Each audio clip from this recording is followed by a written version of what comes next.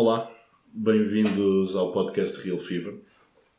Eu sou o José Miranda, comigo Gonçalo Mira. Olá, estamos de volta. Também André Batista, que escolheu beber agora um bolo de água para se apresentar com uma voz como deve ser. E parece que é mentira, mas não, é verdade, estamos de volta. Neste último mês e meio não foi muito fácil juntarmos os três à volta do microfone. É verdade. Faz de conta que foi que é agora a segunda temporada. Precisávamos daquelas férias de inverno, como a Bundesliga. E também estava muito frio aqui no nosso escritório para estarmos a gravar podcast. Começamos hoje com uma notícia triste para os aficionados de futebol. E não para os adeptos do Guimarães, talvez, que é o despedimento do Pedro Martins, que foi mesmo demitido. Os jornais faziam questão de frisar isso hoje, que não tinha sido ele a demitir-se, que foi despedido pelo Júlio Mendes. Não sei se foi antes dele aparecer na conferência de imprensa com imagens impressas ou não. Mas foi um treinador já de créditos firmados, com excelentes trabalhos, mas que este Guimarães este ano, por algum motivo, não funcionou. Pois, aquilo... Bom, a época tem sido bastante irregular e é a equipa a seguir ao Braga que tem um empate. O Guimarães está ali empatado com o Feirense, como as equipas com menos empates só com 2. Portanto, ou ganham ou perdem. E têm perdido mais do que têm ganhado. E pronto, e aquilo neste jogo, nesta recepção ao Braga no Derby Minhoto, eu adivinhei cedo que aquilo não ia acabar bem. Que ia ter que haver tiros e despedimentos e vá lá não terem caído mais cadeiras no relevado.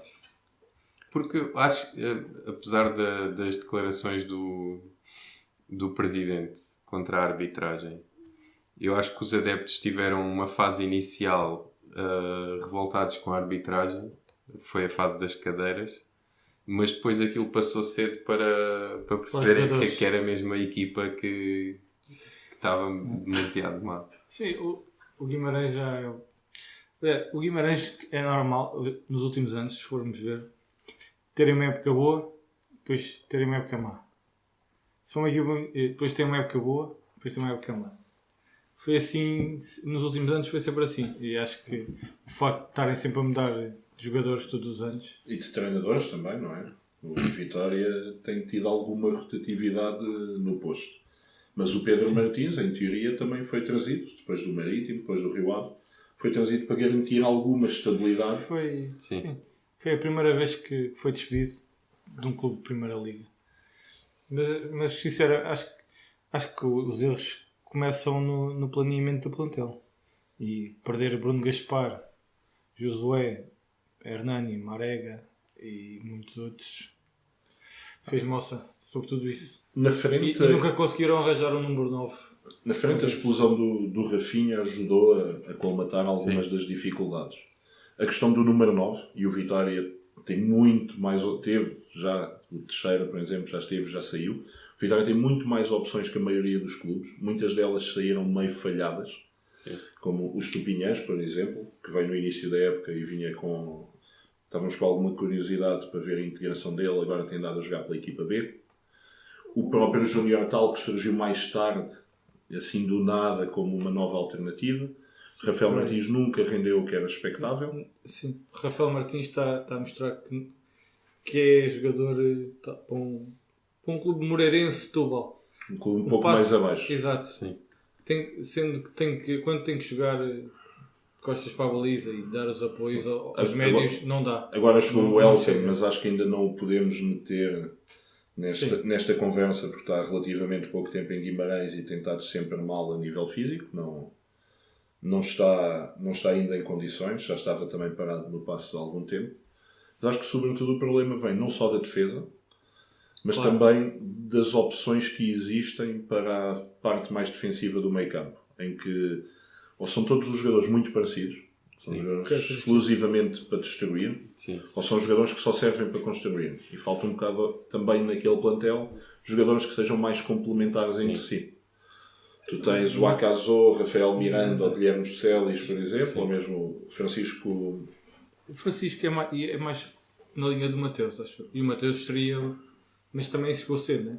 Sim. Ainda não dá para ter uma avaliação, mas é aquele jogador Exatamente, que pode dar mais ou seja, qualidade. é um jogador que pode dar mais qualidade, mas que não tem sido utilizado. E também por causa das dificuldades defensivas, presumo que a utilização de o Acaso com o Rafael Miranda ou do Rafael Miranda com o Celis É para proteger também seja para proteger tudo o que está de mal lá atrás. Pois. Não houve Pedro Henrique uma série de tempo. Não houve Conan uma série de tempo. Não houve Douglas também. Também não houve Douglas. Houve novamente a aposta no João Miguel Silva, que é um guarda-redes que sofre muitos golos. Vá. Se entrarmos em considerações pessoais. O que tu gostas de João Miguel Silva. Vou dizer que ele não é melhor que o Zé Sá. É verdade? É verdade. Pronto. E acho que os problemas defensivos acabam por contagiar tudo o resto, a construção do jogo, a escolha dos 11 titulares. E a espiral de resultados E negativos. depois é uma bola de neve que vem por aí fora. E o Vitória nunca conseguiu controlar este problema. E já se testou de muito. Vitor Garcia, Jubal, O Marcos Valente. Valente. João Vigário. Agora veio o João Vigário. Afonso, que estava sem contrato no Córdoba, que voltou de um empréstimo, digamos assim. O Vigário na esquerda. Vitor Garcia na direita. O João Aurélio já teve que voltar ao lado direito para dar alguma experiência. E já jogou no meio também. Portanto, não... Acho que grande parte do problema vem não do Pedro Martins, mas da construção do plantel. Mas também passa por ele. Passa pelo... Não é o único culpado, isso é certo. Claro que também tem uma responsabilidade. Uma coisa é se isto fosse para a 7ª ou 8ª jornada. Acho que à 23ª já se viu que há ali qualquer coisa.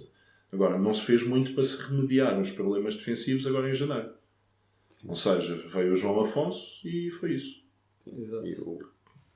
Sim. Veio o Elton para o ataque e o Mateus para o meio campo. Mas sim, a defesa tem sido mas formos ver também, festival. O Sérgio de Conceição esteve lá um ano. O Pedro Martins esteve um ano e meio. O Rui Vitória depois foi para o Benfica. Mas quer dizer, não há estabilidade. O Vitória é um clube sem estabilidade. E também tem conseguido muitos jogadores, sobretudo devido a empréstimo. Ou seja, ficou um ano e depois saem e isso nunca é... Ou seja, é preciso pensar a longo prazo.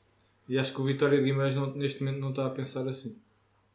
Mas também, se nós olharmos para o rival, para o Braga, também não tem sido um exemplo da estabilidade. E no O ano entanto, passado foi muito mal. e a política- Mas este ano construíram um plano plantel. sim, A política tem sido muito, muito semelhante a nível também de empréstimos. O Braga tem contado com muitos jogadores emprestados. Este ano tem o Jefferson e o André Horta. o Sim. André Horta. O Anderota, por exemplo. Não é... E Tem o João sido um Carlos modelo Teixeira. mais ou menos E o João semelhante. Carlos Teixeira também. Sim, tem um de cada dos grandes do Braga. Não... Agora, é mesmo isso. É a má identificação dos jogadores e da complementaridade entre eles. Claro. E, no fundo, O Braga foi buscar Raul Silva, Francésio e Diego Sousa. isso foi o pacote marítimo. Sim. Para além do Paulinho, que foi uma grande descoberta no Gil Vicente. Mais um... E acertaram. Paulinho já se sabia que ia ser bom. É um ponta de lança formado no Santa Maria. Que é o clube que mais pontas de lança forma. O Santa Maria, ali ao pé de Barcelos. Ainda na Primeira Liga, e agora que já olhamos para o Vitória, de destacar também a competitividade da metade de baixo da tabela. E o facto de todas as semanas o último e o penúltimo estarem a mudar. Sim. Neste momento, do 13º, que é o Paços de Ferreira, até ao Moreirense, vão 2 pontos. Okay? Podemos saltar um pouco mais acima e usamos o Guimarães, pronto, que tem 29, não é? Mas o Belenenses está só a 4 pontos acima da linha d'água e está em 12º. E o José Coceiro já disse ontem, no final do jogo do Vitória Setúbal com o Paços de Ferreira, um jogo de 6 pontos, já disse que 30 não vão chegar para ficar na primeira divisão. Eu acho que no final ainda vai chegar, que já não faltam assim tantos jogos. Mas podem ficar pelo... Sim, mas não, será por esses 30? Se não forem 30, são 32, 33? Sim, há de ser por aí. Sim, 30 é o número mágico e tem sido sempre o número mágico. Mas é... Acho que o ano passado, por acaso, não chegou, já não me recordo. E Acho que não chegou. Tem sido, para mim, no ano passado era mais fácil identificar 2 ou 3 candidatos. Este ano há muitos candidatos. Há de destacar também o Aves, que com o José Mota Sim. conseguiu 7 pontos nas últimas 3 jornadas. E José Mota é um especialista. Sim, é verdade. É uma surpresa. Para mim é uma surpresa aquilo que ele está a fazer. Não sei em quê. Não sei em que é que o José Mota é um especialista. A não ser mau futebol. Ele em mau futebol acho que... Mau futebol ou não, mas está a conseguir. Mas o exato, objetivo. está a conseguir, portanto não há muito a ser podes dito, não é? criticar. Se eu acho ficar na primeira divisão... Por exemplo, outra curiosidade.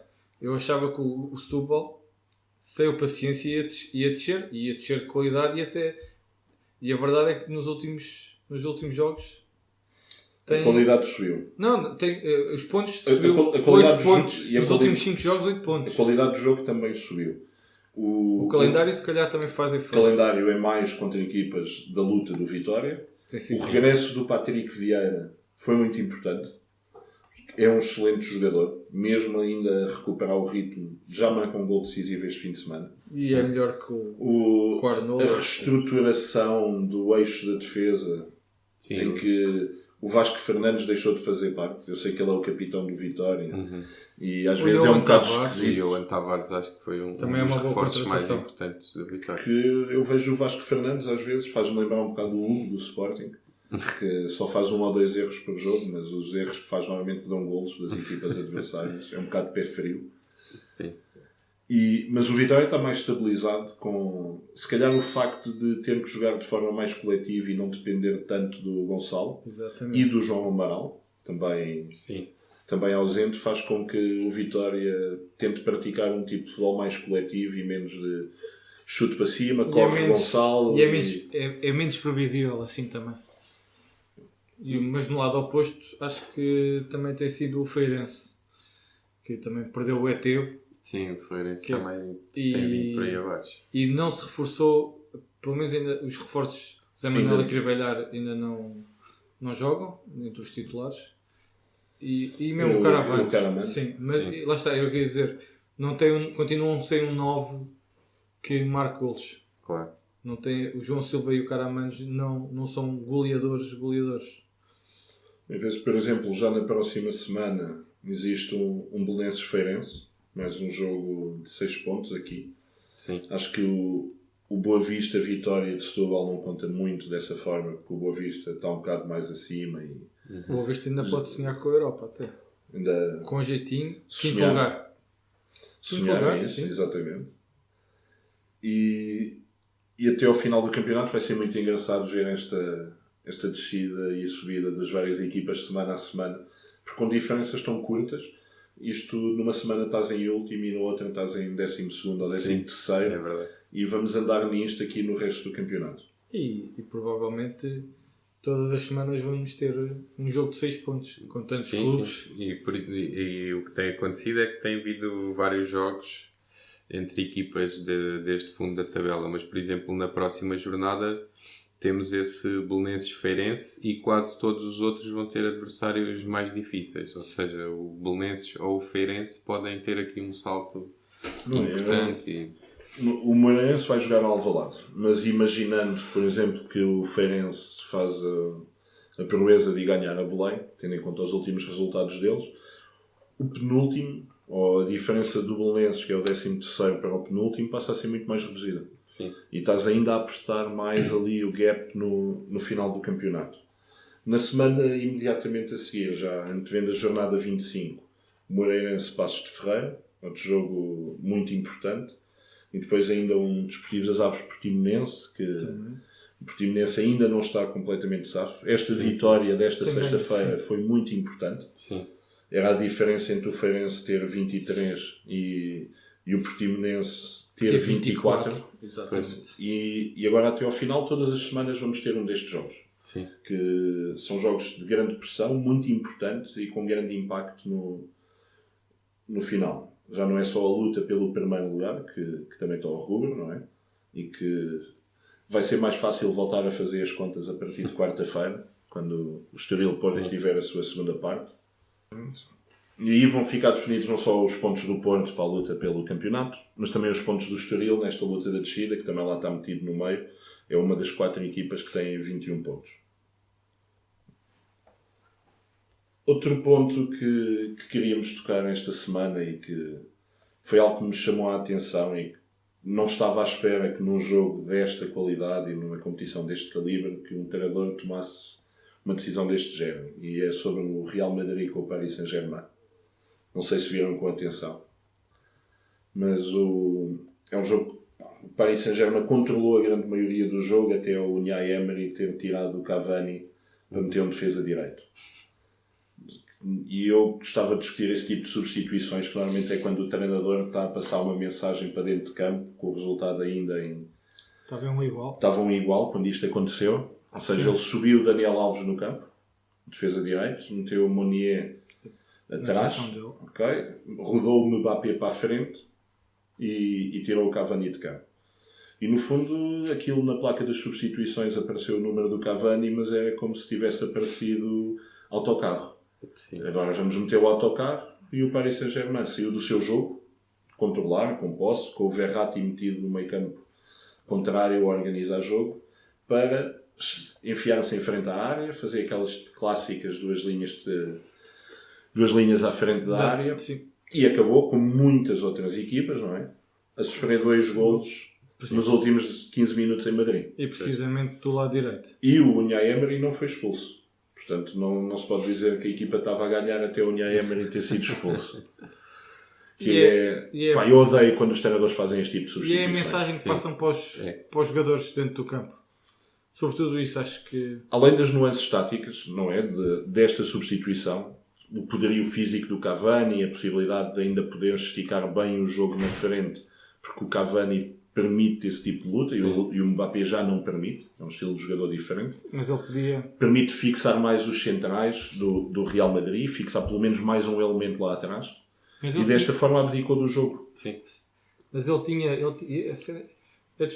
a opção de tirar o Cavani, não acho que seja descabida, porque não tinha pouca bola. E se ele queria ter apostado no contra-ataque, queria ter apostado, acho que tinha jogadores como Di Maria, o Draxler, também no banco suplentes, e que podiam ter sido opções. Até porque acho que o Daniel Alves estava a defender bem.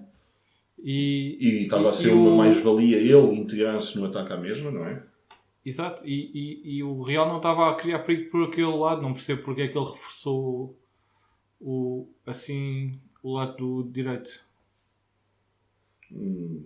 É um daqueles mistérios. Mas é sobretudo, é uma situação muito comum no futebol. Vemos este tipo de substituição e quase sempre com os mesmos resultados. Ou seja, o Cavani saiu aos 66. Sim. Foi relativamente cedo no jogo. E o Unai Emery, para mostrar aquela confiança que tem no plantel, não é? Só fez 2 substituições em Madrid. Não entrou o Di Maria, não entrou o Pastore, nem meteu o Tiago Silva quando foi para defender, nem o Lasso Diarra para controlar mais o meio campo. Ele tinha uma série de outras opções, mas esta foi... E passa uma mensagem que é completamente errada. O Real marcou aos 83. Ele depois tirou o Lo Celso e meteu o Julian Draxler. E depois o Real marcou novamente aos 86. Mas isto é uma coisa que acontece muitas vezes em Madrid. Não só em Madrid. Nas equipas grandes, digamos assim, na maioria dos contextos. E já vimos isto acontecer no Campeonato Português, com Benfica, Porto e Sporting a jogar em casa. Sim. Que chega ao fim, está apertado, está 1-0 e depois marcam ali 2 golos nos últimos 10, 15. Sim, depois do 2-1 faz rapidamente o 3-1. E muitas das vezes mete uma substituição deste género pelo treinador adversário, que é claramente uma mensagem de já não vamos discutir o jogo como discutimos até agora e que nos deixou a ganhar 1-0. Vamos alterar. Sim. O que permite depois que se comecem a ter diferente. Que o Real comece a criar. Neste caso, que o Real começasse a criar mais situações de gol. Eu acho incrível porque o Real também não, até essa altura não tinha assim grandes ocasiões de gol para o 2-1 e assim quase do nada mesmo faz 2 golos em 3 ou 4 minutos e quase que resolve a eliminatória. Não, é que uma substituição dessas não é só a mensagem que passa à sua equipa, é a mensagem que passa à equipa adversária. Sim, exatamente, tem influência Então, também. sobretudo isso. Os jogadores do Real, sobretudo, sabendo de antemão que já não está lá o Cavani e que a luta vai ser diferente, mesmo os centrais do Real conseguem pegar mais na bola para armar mais jogo. Okay? O Mbappé também não é um jogador tão pressionante na frente como Sim, o Cavani. é mais de explorar as costas da defesa. Foi a ideia dele, a profundidade. E acho que os jogadores do Real, quando viram essa substituição, como tu disseste bem, ficaram, espera aí, eles não querem ganhar. Eles estão contentes com o empate, vamos para cima. Sim. Vamos para cima porque eles vão ficar lá atrás. E foi, acho que foi muito por aí. A nível dos expected goals, o jogo estava mais ou menos equilibrado até ao momento. Não havia uma diferença assim tão grande. E a partir da substituição, o Paris Saint-Germain não criou mais nem menos do que estava a criar. Continuou a criar o mesmo ritmo, mas agora a promoção do Real Madrid disparou de uma forma incrível. E as oportunidades sucederam-se até eles cederem. Sim. E depois, a partir daí, é a forma como tu enterras uma eliminatória europeia. Que aos 66, aparentemente, está tão controlada que tu abdicas do teu plano de jogo. Para ir para um autocarro de dois andares, assim à Londres, vermelhão. O Paris já conseguiu uma vez fazer uma reviravolta de 3-1 com o Chelsea. Pois acho que se ganharam 2-0 lá e o ano em passado Paris. participam numa reviravolta histórica, o Paris Saint-Germain, não é? Exatamente. Portanto, eles já sabem o que é possível e o que é que não é. Exato. O PSG, para o bom e para o mal, sabe muito bem o que Mas são isto reviravoltas. também não está fácil para o Uniai. O ano passado não foi campeão. Este ano vai ser. Vai ser. Vai ser muito difícil ao Paris Saint-Germain desperdiçar a vantagem que já tem. Sim. Acho que falta para aí um mês para eles serem campeões matematicamente, ou algo do género, ou poderem ser campeões matematicamente. Mas vamos lá ver. Mas este falhanço europeu, e se dissessem à partida que o Paris Saint-Germain tinha perdido 3-1 em Madrid com o Real, não acharias muito descabido, mas vendo o jogo, foi uma oportunidade perdida de fazer um bom resultado. Claro. Ainda assim, ainda não está totalmente... Não está sentenciada a eliminatória. Mas já vimos o Real ganhar jogos em casa por 2 golos a equipas francesas e depois ser eliminado no jogo fora.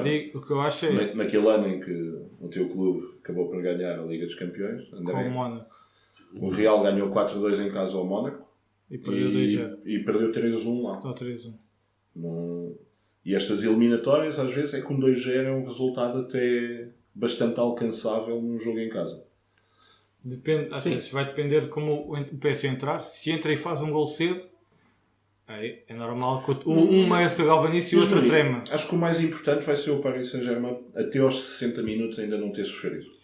Essa é a parte difícil. Não vejo nenhum problema com o Emery, não nesta semana, mas na próxima ou na outra a seguir, que ele entra numa forma mais defensiva, sabendo de antemão que o mais importante para ele é não sofrer um gol. Porque isso muda drasticamente a eliminatória. Eu acho que essa é a parte difícil, é o Real não marcar.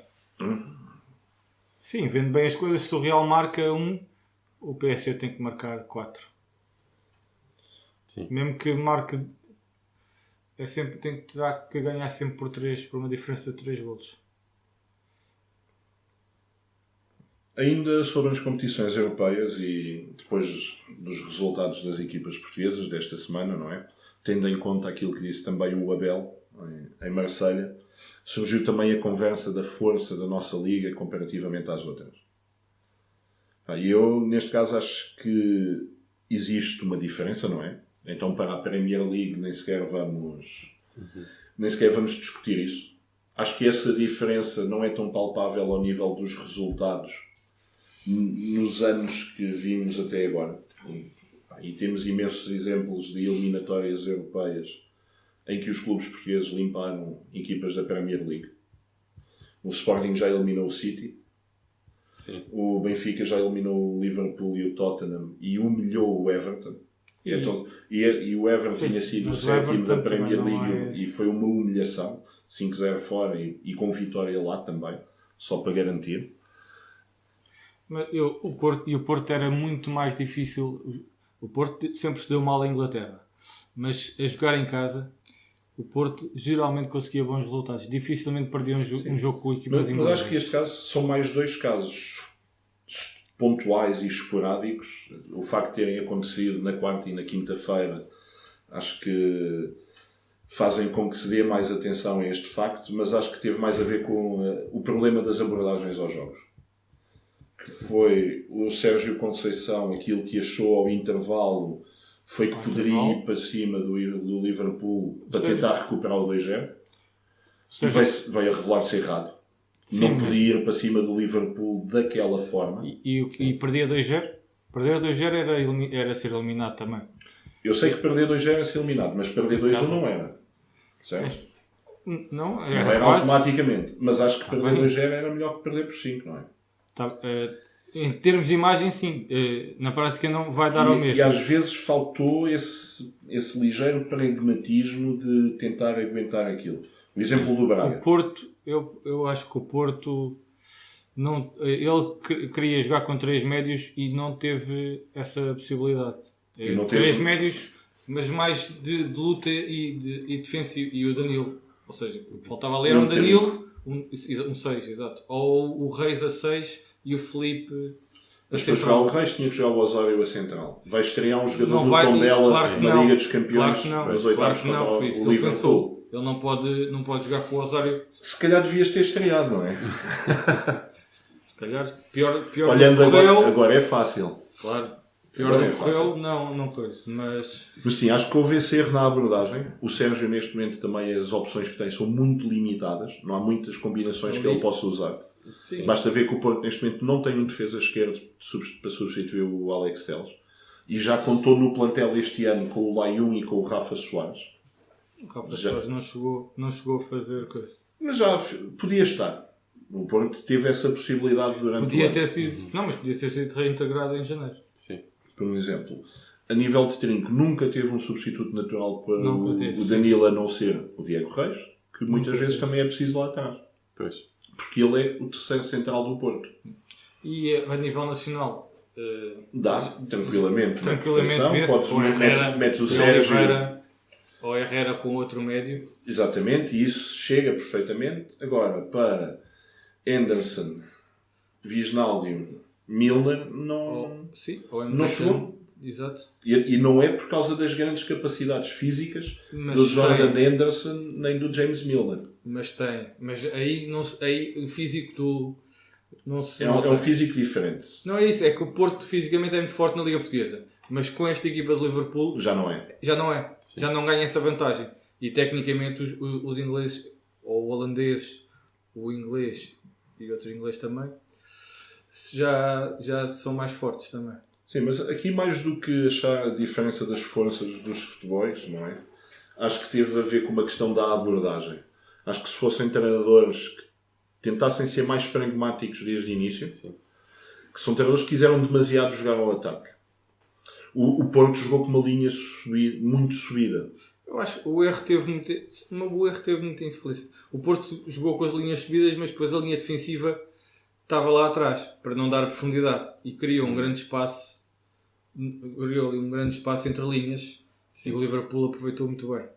Mas o gol também, pronto, o 1-0 foi-se... O Braga foi jogar a Marselha como se fosse a primeira eliminatória da taça em que participam equipas da Primeira Liga e fosse jogar contra o Freixo de Espada à Cinta. Sim, quando és avançados logo. Não, isso é...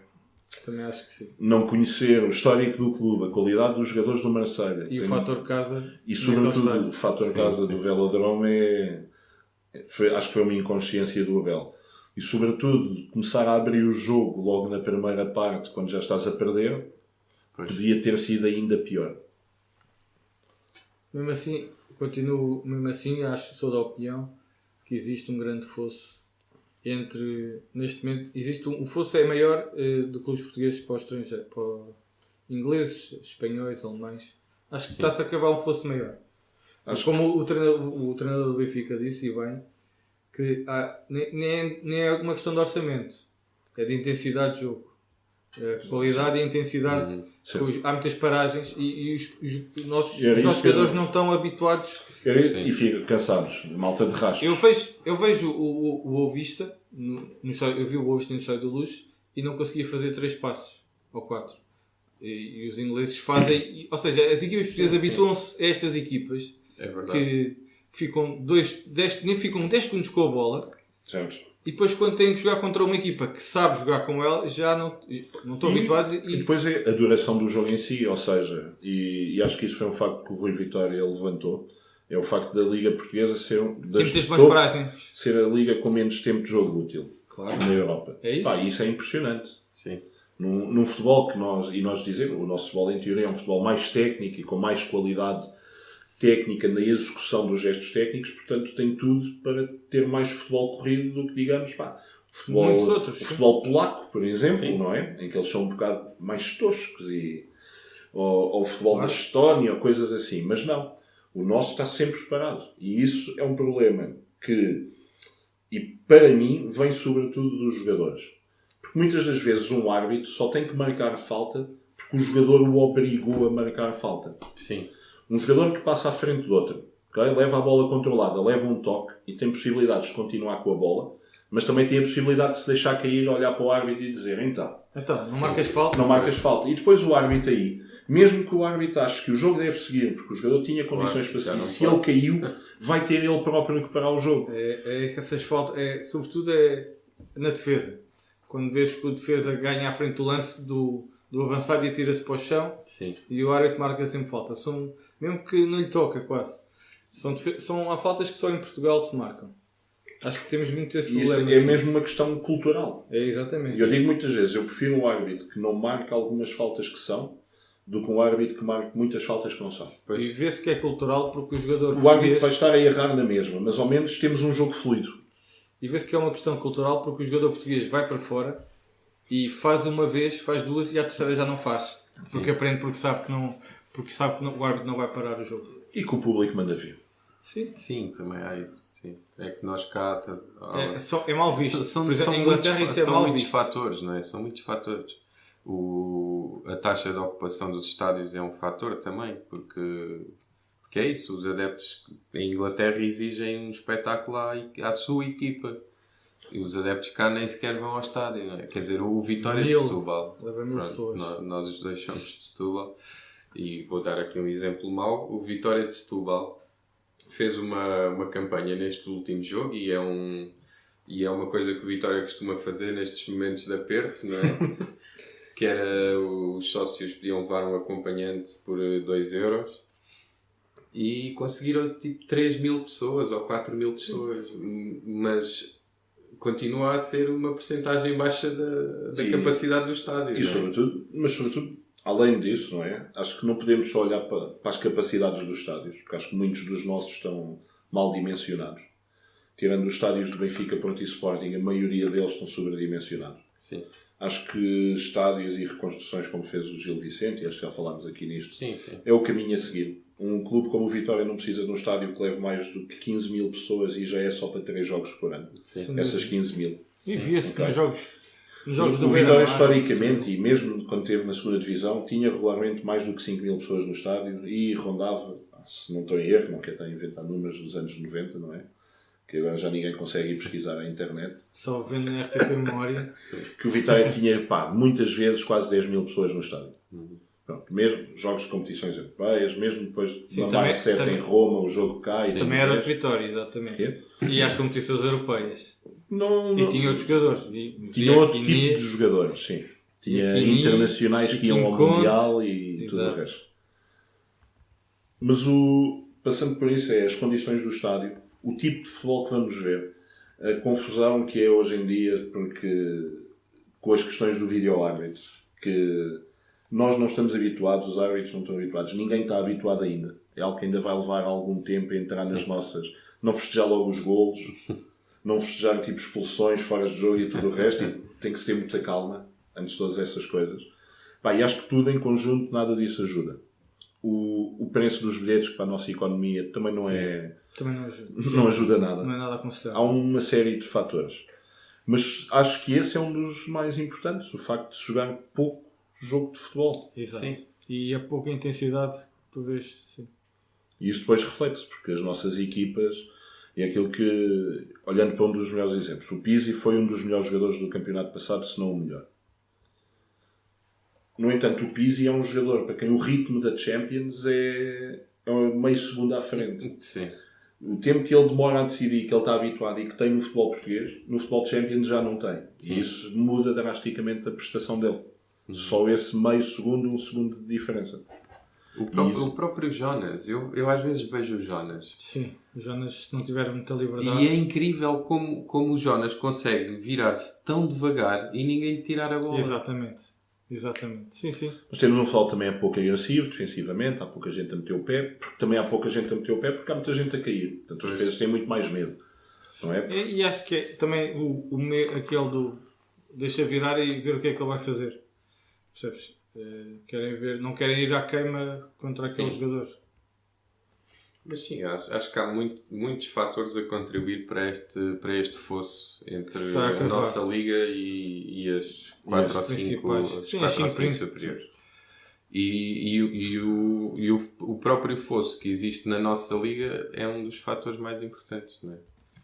A forma como nós distribuímos o dinheiro, Exato, não ter os direitos televisivos. É que quando nós temos uma equipa como o Braga que ganha praticamente todos os jogos e, no entanto, muitas vezes é banalizado por um dos 3 grandes. Ou seja, mesmo a quarta melhor equipa... tem grandes dificuldades em dar luta. Mas eu isso acho que é uma questão mais mental que outra coisa. Acho que as equipas às vezes passam por essas barreiras mentais. E sobretudo, se olharmos para os anos em que o Benfica não foi campeão, por exemplo, aos anos em que o Sporting não foi campeão, muitas das vezes essa barreira mental tem a ver com o atropelar das outras equipas em casa. Tu achares que na maioria dos jogos vais dar 4 ou 5 em casa. Sim. E isso às vezes é uma construção mental que é feita ao longo de muitos anos e de muitas vitórias e que depois dá essa sensação de invencibilidade. E que faz com que tu, mesmo chegando aos 85 minutos a perder por ainda continuas a acreditar. Sim. São aqueles 10 minutinhos, não é? O Fergie Time, como é dito em Manchester, e que ainda vais dar a volta. E a equipa pequena tem o inverso, que tem esse medo. A equipa pequena tem exatamente o medo inverso, que é aquilo no final do jogo vai começar a apertar muito. Eles já perderam no passado, está quase a vir, e sobretudo muitas, quando sofrem o primeiro, às vezes torna-se aparente que vão sofrer o segundo quase de certeza. Nos próximos ataques perdem logo. Portanto, concordamos que existe uma decalagem, mas acho que estes 2 jogos, na minha opinião, estes 2 jogos têm mais a ver com uma questão de postura e abordagem dos treinadores. Sim, eu acho que sim. Pelo 90, são novos, acharam que ainda iam virar os jogos nas segundas partes e não sei o quê. Há um fosso, mas não é um fosso para o Porto ser goleado por 5-0 em casa. Acho que é uma questão circunstancial, das circunstâncias do jogo. Aquilo também foi correndo na perfeição ao Liverpool. Marca o primeiro no frango, não é? Talvez o último que o José Sá deu pelo Porto. Talvez. Já não é uma promessa, atenção, tem 25 anos. O segundo ataque. Eu sei que vocês têm a lista toda dos argumentos agora que explicam porque é que o Casillas devia ser titular. São os mesmos gajos que fizeram a lista de argumentos porque é que o José Sá devia ser titular. Diz-me quem é que fez uma lista dessas com o José Sá. Já agora. Mas sim, Fosse. É grande, salários e tudo. Estava a falar do Porto com o Liverpool que correu tudo bem. Que o segundo golo surgiu logo a seguir e isso manda uma equipa abaixo. Acho que sim, acho que o Porto sentiu muito o segundo golo. E na segunda parte estava perdido por 100, perdido por 1000, foi como pareceu. Pegando nisto e passamos pela entrevista do Gianni Infantino ao equipe, em que ele sugeriu o objetivo de equilibrar as forças no futebol europeu, entre várias coisas, 5 que podemos dar algum destaque. Que é, a primeira questão é, o mercado de verão fecha antes do arranque dos campeonatos. Sou a favor disso. Sim, acho que faz todo o sentido. Aliás, Só tenho um entrave, que acho que é um problema, que é o facto dos campeonatos não começarem todos ao mesmo tempo. Não é? Pronto, essa é uma questão logo que levanta sempre dúvidas. Sim. Porque há campeonatos que começam em julho, há outros que começam em agosto e depois há outros que... Ou seja, há equipas, e no caso da Liga Portuguesa, em que os clubes são clubes vendedores, não é? As equipas deixam de poder contratar, mas os russos ou outros que comecem um bocadinho mais tarde só, ainda podem vir cá contratar. Ainda é preciso algum detalhe, não é? Acerca de como é que vai ser. Mas isso já aconteceu, por exemplo, ao Benfica no E ao passado. Porto. Quando vendeu O Witzel e o Hulk, por exemplo. o Witzel e o Ravi E o Garcia, Ravi, sim. vendeu-os depois do fecho de O Ravi foi para o transferências. City.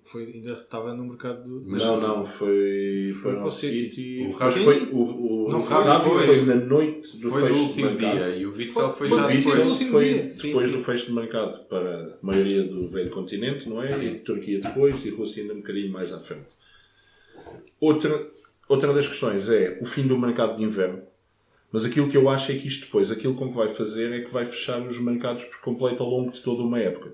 Isso também acho que não deve ser correto. Eu aí com o mercado de inverno não concordo.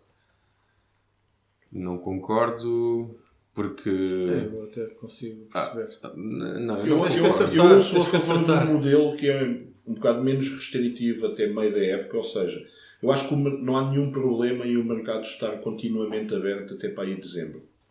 E depois chega a dezembro e fecha de vez, até ao fim do ano. Não, isso com a competição a correr eu não concordo nada. Os jogadores não têm tranquilidade. Mas não tem Os, tranquilidade. os treinadores também não. De um momento para o outro podem perder ali os jogadores. Certo.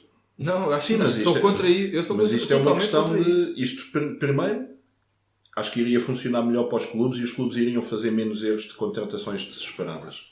O facto de tu saberes que não tens que fechar um plantel, porque se o mercado de verão passa a fechar antes do campeonato arrancar e deixa de existir mercado de inverno, tu tens aquele plantel no dia 10 de agosto. Certo? Ou seja, tens de ter E muito mais cuidado nas contratações. Mas a questão não é essa. A questão, Vais ter não muito é mais só ter que ter cuidado. muito mais cuidado. É não tens nenhuma outra forma de poderes inverter tendências. E isso eu também acho incorreto. Tu vês que tens um plantel que não está a resultar e não poderes em momento algum corrigi-lo, pá, completamente em desacordo. Sim, Para mim eu seria acho muito que- mais fácil se o mercado funcionasse até, por exemplo, ao dia 30 de novembro. E depois daí para a frente já não há para mais ninguém. Eu acho que essa medida de não haver mercado de inverno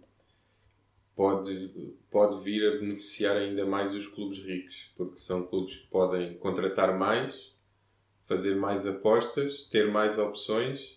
Mas a UEFA ou a FIFA também quer acabar com isso. Quer acabar com... Há um clube, não sei se é o Chelsea, com mais de 100 jogadores. E que Era um clube italiano qualquer. É o Udinese. Sim. Mas quer limitar E o muitos número de deles estão no jogadores Estoril. e o teto salarial também. Isso é as outras Acho coisas que eu que ia dizer, que é teto faz salarial faz todo para todos os sentido. clubes, É um Ok. pouco como o modelo da NBA. vai estabelecer um máximo. Não é bem como o modelo da NBA. Também É tem um limite. Tem um limite, Certo. mas também tem um mínimo. Os clubes da NBA são obrigados a gastar um determinado mínimo. E isso não pode acontecer no futebol e na forma como nós temos o futebol estruturado. E pronto, e os tetos salariais nos Estados Unidos funcionam de diversas formas mediante o desporto. O da MLB não existe, cada equipa gasta aquilo que quer gastar. E é daí que veio o Moneyball, de equipas que têm orçamentos de 150 milhões de dólares para salários e equipas que têm 30 e ganham as de 30. Boa. Pronto. E depois tens, por exemplo, o futebol americano, que é um teto salarial restritivo, que tu não podes ultrapassar. Tens o da NBA, que tu podes ultrapassar, mas pagas o que eles chamam uma taxa de luxo. É uma taxa que é paga normalmente pelo dono da equipa, ou pela equipa enquanto empresa, em que se tu passares, por exemplo, no milhão, pagas qualquer coisa como 4 vezes esse valor. Ou seja, se passares o teto salarial no milhão, além do milhão que pagas ao jogador, ainda mandas 4 milhões para a NBA de castigo. Sim. Pronto. Portanto, não é bem um teto salarial duro, digamos assim, como é o da NFL. É o que eles chamam, é um hard cap e um soft cap, como eles lhe chamam. Acho que vai, sobretudo, aquilo que vai impedir é que o talento de topo se sente todos nos mesmos clubes. Porque a partir do momento que existe um teto salarial, não é? E vamos imaginar, por exemplo, o Barcelona, em que tu já tens o Messi e já tens o Suárez, se calhar já não podes ter o Coutinho. E o Coutinho aí vai para outros. Mas o Real também já tem o teto preenchido. Sim. E isso eu acho que, sobretudo, aquilo que faz é com que o talento de topo se distribua mais por mais clubes, em vez de se concentrar em equipas de galácticos e tudo o resto. Sim. A não ser que os jogadores estejam, como acontece na NBA, dispostos a aceitar menos dinheiro para poderem jogar uns com os outros. Pois. Como as brincadeiras de Kevin Durant e mesmo do LeBron de andarem a mudar de equipas para equipas em que já estão uma série de estrelas. Todos eles escolhem aceitar menos dinheiro. Não sei como é que isso funciona nos Estados Unidos, tu saberás melhor. Mas aqui na Europa eu imagino muitos esquemas de tem um salário mais baixo, mas tem prémios muito superiores e prémio de dá-se a assinatura. volta a essa questão. Dá para contornar isso. Uma das questões é que os ordenados nos Estados Unidos são todos públicos. Tu sabes exatamente quanto é que o LeBron James ganha do clube dele ao cêntimo. É muito mais difícil tu andares a dar cabo do sistema. É claro que no passado isso já aconteceu houve jogadores a quem foram propostas percentagens dos clubes quando deixassem de jogar, como aconteceu com o Magic Johnson, também com o Kobe Bryant, para eles ficarem por menos valor. Agora, depois aí é uma decisão dos jogadores. Se os jogadores querem o máximo, porque vai chegar a um ponto em que a maioria dos clubes de topo vão estar todos no limite do teto salarial. Pois. Portanto, já não vai haver um lugar para mais nenhuma estrela de topo. Portanto, aí os outros jogadores emergentes vão ter que decidir se querem ganhar o máximo possível com um outro clube, preenchendo o teto salarial deles, ou se querem juntar um conjunto já de bons jogadores e irem receber menos. Mas, em todo o caso, acho que é uma medida positiva e que vai ajudar a equilibrar o topo do futebol. Não vai ter nenhuma influência na parte de baixo. Do meio da tabela para baixo, em que todos os campeonatos vai ser exatamente igual. Só ajuda é que não sejam sempre os mesmos. Porque a longo prazo vais caminhar exatamente para isso, para o equilíbrio dos clubes no máximo do teto salarial. Sim, essa parte passando já à frente, essa outra questão de limitar o número de jogadores que um clube pode ter contratados, não é? Acho que para mim é uma das medidas mais importantes que se devia implementar e acho que é um dos problemas porque, e olhando sobretudo para a nossa liga, que é aquela que conhecemos melhor, é preciso uma solução para os plantéis dos grandes serem gigantescos e depois terem jogadores distribuídos em todos os clubes da liga. E eles vão sempre arranjar forma de dar a volta à questão. Esse é o problema. Mas Como um fair play financeiro. eu gostava que muitos dos emprestados tivessem que ser cedidos a título definitivo. Porque acho que há muitos jogadores que...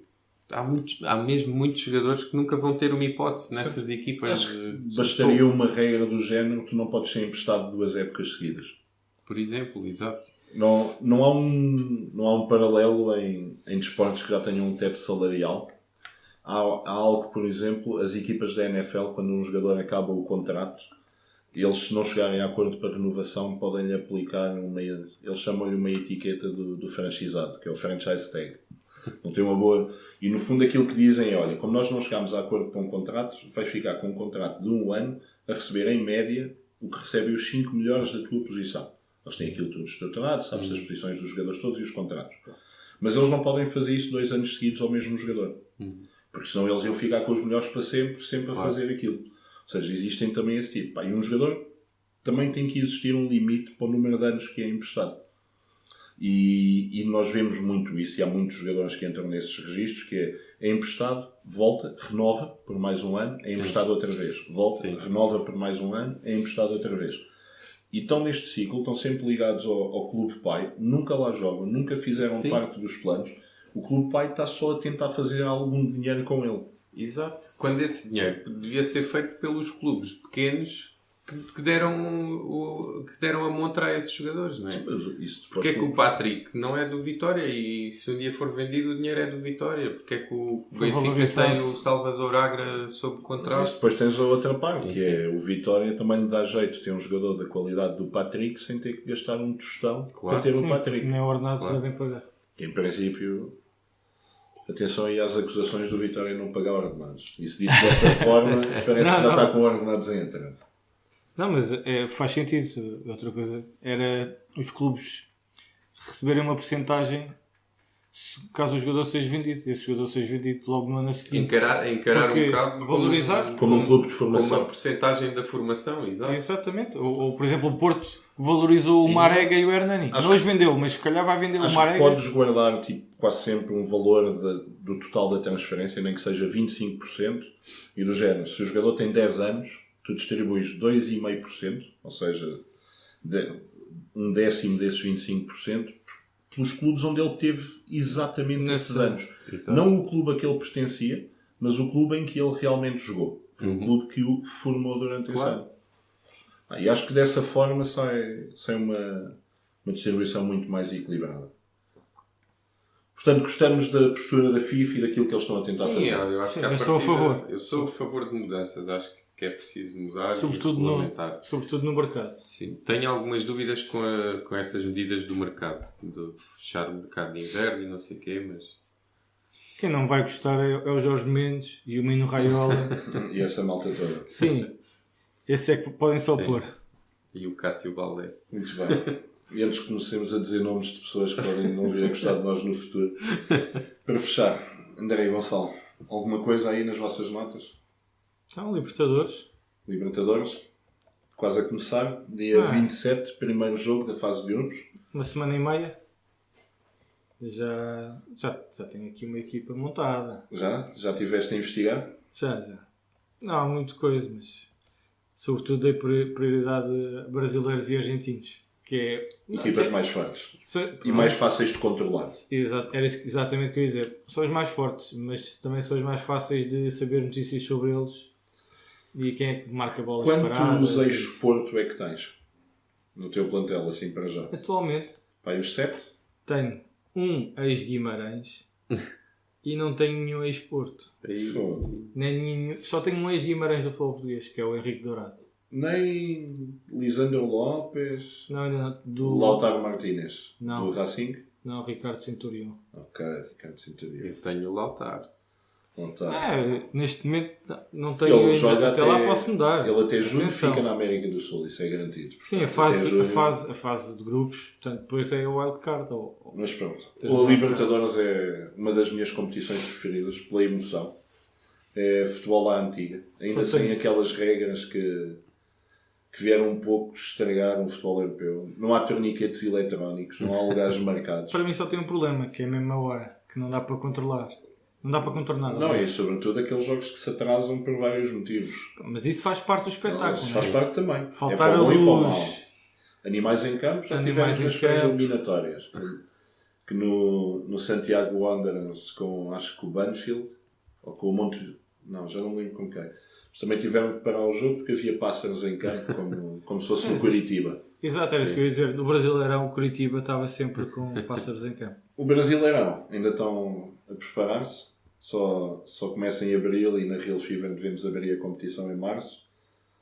Mas Ainda há muita coisa. se forem hoje ao Twitter ou à internet, vão ver um resumo bem giro do jogo da Paz, ontem entre o Bahia e o Vitória.